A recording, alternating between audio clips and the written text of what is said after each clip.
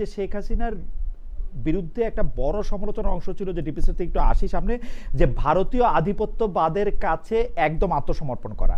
কিন্তু আমি আনফরচুনেটলি এই যে শেখ হাসিনা সরকার যাওয়ার পরে ডক্টর মোহাম্মদ ইউনূস সরকারের পররাষ্ট্র নীতিতে কোনো পরিবর্তন আমি দেখতে পাই নাই, যেই পরিবর্তন আমি শেখ হাসিনা সরকারের সময় দেখছি।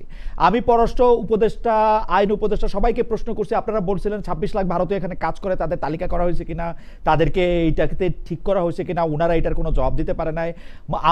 তারা সবচেয়ে বেশিবার যেটা বলছি, আদানির থেকে যে বিদ্যুৎ কেনা হয়েছে সেই বিদ্যুৎ কেনার ক্ষেত্রে আপনারা এটা চুক্তিটা বন্ধ করবেন কিনা, সেই চুক্তি তো বন্ধ করে নাই, সবার আগে এই টাকাটা দিছে। জামায়াতে ইসলামী ভারতীয় কূটনীতিবিদদের সাথে বৈঠক করে জনাব শফিক রেহমান জামায়াতে ইসলামী এটা গোপন করে গেছে, একদম বিলকুল গোপন করে গেছে। পরে আবার এটা নিয়ে কি জানি বলছে যে হ্যাঁ আমরা এই কারণে বলি না, আমাকে দেখতে আসছে, শরীর খারাপ, এটা একটা সামাজিক এটা ছিল, এই সেই ছিল, পুরোপুরি বাজে কথা আর কি। এই সরকার আইসে তো খলিলুর রহমানকে শুধু রাখছেই তা না, একই জিনিসের মানে শেখ হাসিনার পররাষ্ট্র নীতির কিভাবে ব্যাটনটা ট্রান্সফার করে এটাকে বেশি আগায় নেওয়া যায় সেইটা বলতেছে।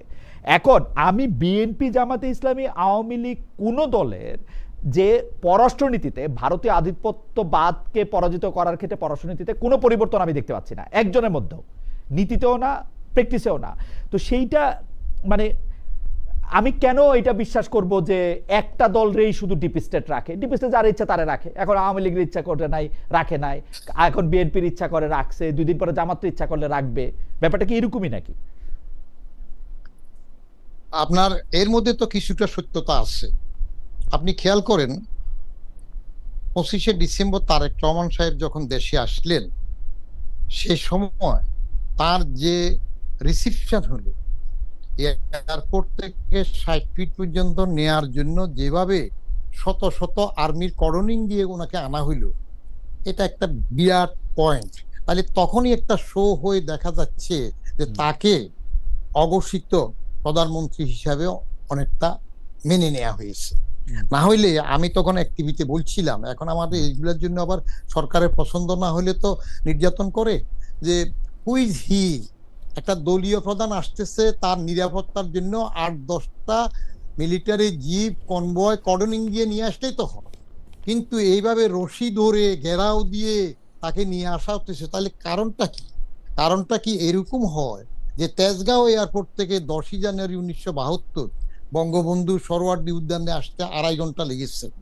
এখন তারেক রহমানের এয়ারপোর্ট থেকে 60 ফিটে আসতে অন্তত 3 ঘন্টা না লাগলে বড় নেতা হয় না, নাম্বার 1। এটা ওইভাবে প্রথমে একটা চাল কাজ হয়েছে। 2 নম্বর দেখেন, লন্ডনে যখন বৈঠক হইল, এই খলিলের পররাষ্ট্র উপদেষ্টা ছিল, খলিলের পদত্যাগ নিয়ে বিএনপি দাবি করেছে না? কিন্তু এই খলিলকে দিয়েই লন্ডনে তারেক রহমান সাহেবকে রিসিভ করাইয়া তাকে কায়দা করে তারা নিজেদের মতো করে নিলেন, এবং তারেক রহমান সাহেবের হাতে ইউনূস সাহেব খলিলের মাধ্যমে একটা ললিপপ ধরাই দিলেন যে ঠিক আছে, আপনি যে টাইমে বলতেছেন নির্বাচন সেভাবে হবে। তাহলে সেখানেও একটা অ্যারেঞ্জমেন্ট হয়ে গেছে। পরবর্তী আসেন থার্ড পয়েন্টে, সে অ্যারেঞ্জমেন্টের ফলে বলা হয়ে থাকে যে খলিল তো 79 ব্যাচের ফার্স্ট বয় ফরেন সার্ভিসের, অল ক্যাডারেও ফার্স্ট হয়েছে, ব্রিলিয়েন্ট, যদিও দেশের সার্ভিসে অনেক সময় থাকে নাই। যে বলা হয়ে থাকে দিল্লি এবং আমেরিকা দুইটাকে ব্যালেন্স করার জন্য খলিলকে দরকার। আবার ইউনূস সাহেব তার প্রতিনিধি হিসাবে বাইরে বলা হয়ে থাকে। এইখানে আমি একটা ছোট প্রশ্ন করতে চাই। ধরেন হাইন্ডসাইট, খলিলুর রহমান নাই বিএনপির সাথে, এখন তো মনে হচ্ছে যে বিএনপির সাথে খলিলুর রহমান সাহেবের আগেই ভাবসাব ছিল, তাইলে কি বিএনপি জামাতের কাছে হারতো? আমি তো দেখি বিএনপি তারপরেও জামাতের কাছে হারতো না আসলে। ইলেকশন রেজাল্ট তো একই হইতো, তাহলে ওয়াই খলিলুর রহমান? না শুনেন, ইলেকশন রেজাল্ট এক হইতো ভোটের আগে। অনেকে যখন বলে যে, আমাকে বাগানে হাঁটার সময় জিজ্ঞেস করে যে আওয়ামী লীগের সরকার দেখলাম, বিএনপি দেখলাম, এরশাদের জাতীয় পার্টি দেখলাম, জামাতের শুধু বাকি ছিল দেখা। তো আরেকজন পাশে ছোট্ট করে উত্তর দিল যে পোলাও খাইলা, কোরমা খাইলা, বিরিয়ানি খাইলা, নিজের মনটা তো খাও নাই, ওইটার একটা অভিজ্ঞতা যদি পাও নিতে পারো। আর আমি জামাত যে ক্ষমতায় আসবে না, আমি লাইভ টিভিতে ডাইরেক্ট বলছি, এবং দা অরিজিন অফ লাইফ অন আর্থের সেটা কোট করে বলছি যে 6টা বানরকে যদি মিলিয়ন সোফিয়া টাইপ করতে দেয়া হয়, লেখাপড়া না জানা, এর মধ্যে মিলিয়নস অফ ইয়ারের মধ্যে হঠাৎ যদি অল অন এ সাডেন একটা পার্টিকুলার বারণের কন্টিনিউয়াস টাইপে যদি একটা শেক্সপিয়ারিয়ান সনের টাইপ হয়ে যায়, তাহলে সেটা যেমন অ্যাক্সিডেন্ট হবে, এই এইবারের ইলেকশনে 12 ফেব্রুয়ারি ইলেকশনে জামাত ক্ষমতা আসলে ওরকম একটা অ্যাক্সিডেন্ট হবে, প্রশ্ন ওঠে না। না না, এখন জানা এত তাহলে খলিলুর রহমানের রোলটা কি আসলে? খলিলুর রহমানকে এটা তো বিএনপি সবচেয়ে বেশি জানতো। মানে ওই নিরাপত্তা উপদেষ্টারে যদি আমি পররাষ্ট্রমন্ত্রী বানাই, এটা নিয়ে তো প্রশ্ন উঠবে, তো ওর দরকার কি ছিল? দরকার কি ছিল আপনার, সেটা তো ভিতরের একটা খেলা আছে। খলিলকে কারা ব্যাক করেছে, ইউনূস সাহেবের প্রতিনিধি হিসেবে থাকতেছে, বলে তো অনেক কথা যে এদের ব্যাকিং আছে, ওদের ব্যাকিং আছে, দুইটা দেশের মধ্যে আমেরিকা এবং ইন্ডিয়া দুইটাকে দুতিয়ালি করার জন্য খলিলকে দরকার। ইউনূস সাহেবও আবার তার প্রতিনিধি হিসেবে খলিলকে এখানে পুশ করেছে, একটা প্রতিনিধি থাকলো।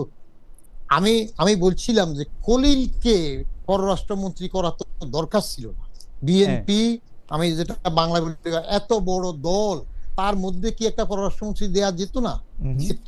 এর ভিতরে কি আছে এটা আপনি জানতে হয়তো আরো সময় লাগবে। আমরা আশা করি যে আমরা জানতে পারবো। এটা আমার চিরকালের কৌতূহল, যে আমি কিন্তু এটা জানতে চেষ্টাই করতে থাকবো। যাই হোক, আমি একটু যেন আপনি আরেকটা জিনিস খেয়াল করেন, লতিফুর রহমান যখন প্রধান উপদেষ্টা হইলেন কেয়ারটেকার গভর্নমেন্টে, তখন এই খলিল আবার লতিফুর রহমানের পিএস হয়েছে না? লতিফুর রহমান যখন হলেন কোথায় ছিল, কোথা থেকে সে পিএস হইল? ডক্টর মাহবুব আর খলিল। তো এইগুলার যোগসূত্র আগের থেকে একটা কানেকশনের মধ্যে, যেখানে হয়তো আপনি আমার ধরাছোঁয়ার বাইরে এগুলা হয়। আমি আবার এগুলাকে ষড়যন্ত্র তত্ত্ব হিসেবে দেখি। না, আমি ষড়যন্ত্র মনে করি না। এগুলো হলো পারস্পরিক সমঝোতার মাধ্যমে এগুলো না। কিন্তু আপনি ষড়যন্ত্র তত্ত্ব হিসেবে দেখেন, আমি আপনার এই দেখার সাথে আমি কিছুটা একমত। কিন্তু আপনি আমাকে বলেন তো যে কেন খলিলুর রহমান সাহেবকে বিএনপি নিতেই হইল, নাকি এটা একটা সাধারণ ঘটনা? না, এটা সাধারণ ঘটনা অবশ্যই না। কারণ খলিলুর রহমান বিএনপির মানে সে ছিল অন্তর্বর্তী সরকারের উপদেষ্টা, কাজেই তার পক্ষে ইনকামিং গভর্নমেন্টে কোনো পোস্ট পাওয়াই হচ্ছে অনৈতিক একটা ঘটনা। রাইট। তাদের তো নিরপেক্ষ থাকার কথা, তাদের তো পরবর্তী সরকারে কোনো পোস্টই পাওয়ার কথা না। কিন্তু খলিলের ব্যাপারটা কেন এত গুরুত্বপূর্ণ? আমার মানে মিস্টার রহমানের কথার সূত্র ধরেই বলি, খলিলুর রহমান আমেরিকার সাথে নেগোশিয়েট করেছেন এই বিভিন্ন বিষয়ে, শুধু এই বাণিজ্য চুক্তি না। আর খলিলুর রহমানই কিন্তু ভারতে গিয়েছিলেন। তিনি ওই অজিত দোভালের সেই বৈঠক করেছেন, নিরাপত্তা কনফারেন্সে গিয়েছিলেন, এবং একটা গুজব ছিল মাঠে, যেটা মানে সরাসরি রিপোর্ট হয়নি, যে তিনি দোহায় আমেরিকান এবং কাতারি মধ্যস্থতায় ভারতের সাথে একটা নেগোসিয়েশন করছিলেন। তো এই দুটো, এটা যদি সত্য হয়ে থাকে, আমি জানি না, এটা আমি গুজব শুনেছি, অনেকের মুখেই শুনেছি যে তিনি কাতারে গিয়েছিলেন আমেরিকান, কাতারি এবং ভারতীয়দের সাথে বৈঠক করতে।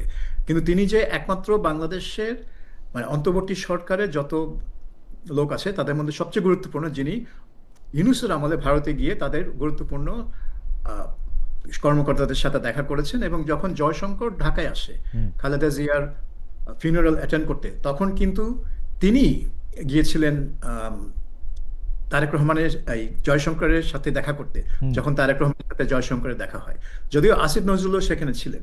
তো সব দেখে আমার মনে হচ্ছে যে আমেরিকা এবং ভারত, এই দুইটা দেশ হচ্ছে বাংলাদেশের পররাষ্ট্রনীতির জন্য সবচেয়ে গুরুত্বপূর্ণ দুইটা দেশ। এবং এই দুইটা দেশের সাথে হাসিনা পরবর্তী সময়ে যে ঘটনাগুলি ঘটেছে, সেটার সাথে ধারাবাহিকতা রক্ষা করার জন্যই খলিলুর রহমানকে পররাষ্ট্রমন্ত্রী নিয়োগ করা হয়েছে। এছাড়া আমি আর অন্য কোনো কারণ দেখি না। এটা একেবারেই আমেরিকা এবং ভারতের সাথে ধারাবাহিকতা রক্ষা করার জন্য। এবং আপনি দেখেন, খলিলুর রহমান কিন্তু ইতিমধ্যেই ভারতে গিয়ে একটা ওপেনিং শুরু করে দিয়েছেন। তিনি কিন্তু সময় কালক্ষেপণ করছেন না, করছেন না।